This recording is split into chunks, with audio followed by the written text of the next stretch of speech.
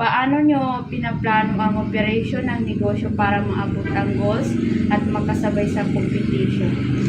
Siyempre, hinahanap namin yung mga mabenta at trending na product para makasabay sa ibang boutique stores.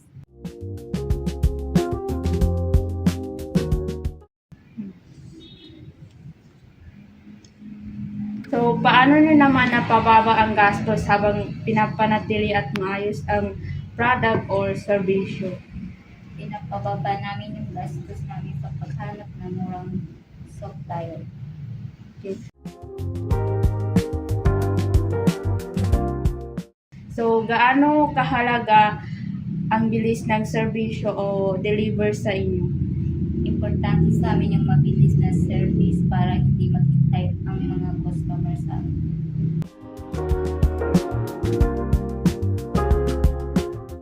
So, ano ang mas mahalaga sa inyo? Murang gastos, mabilis na serbisyo o magandang kalidad?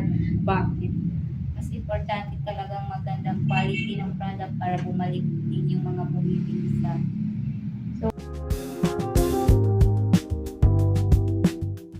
Ano ang mga problema na nararanasan ninyo sa operation at paano nyo ito nasusolusyonan? Minsan naranasan din namin yung delay sa pag-deliver ng product at mababang benta kaya ginagawa namin ay maghanap ng ibang supplier.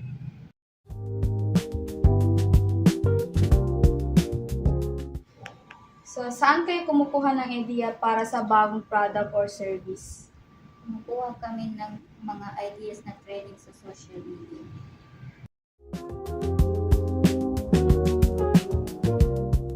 So, tinitest ba ninyo ang product bago ibenta? O, chinichet muna ang items bago binibenta.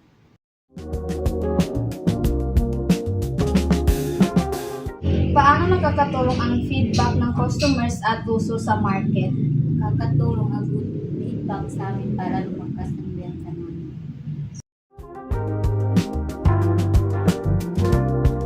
So, paano ninyo hinahandle ang production kapag tumataas o bumababa ang demand? Nagdadagdag kami ng stock pag mataas ang demand pero binabawasan naman namin pag mababa.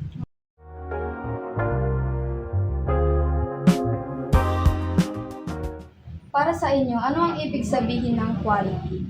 Ang ibig sabihin ng quality sa amin ay yung quality maganda, maayos, komportable, at sulit ang product or service para sa customer.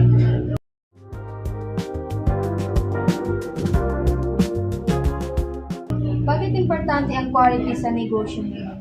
Siyempre, importante ang good quality ng product para makatanggap din kami ng good feedback sa customer.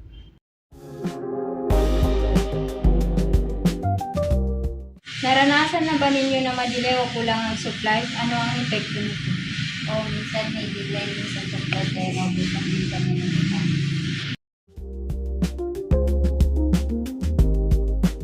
Nag-stock ba kayo ng extra materials o items? Bakit? O naglalagay kami ng extra stock para sa may backup kami pag naubos nito.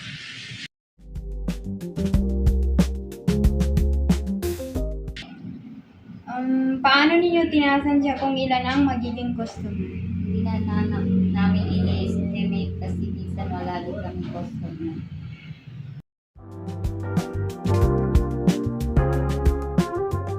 Ano ang ginagawa ninyo kapag matumal ang benta?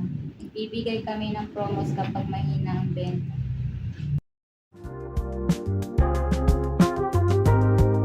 Bakit ninyo pinipili ang setup ng store? Pinili namin yung ganitong setup para hindi magsiksika ng mga customer at para makapili sila ng maayos.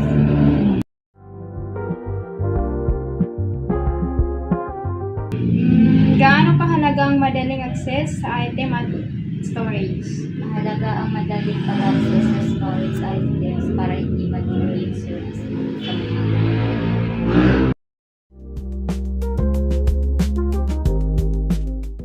Paano nyo hinahati ang trabaho? 2 staff members lang ang meron kami dito kaya one week ang schedule ng bawat isa.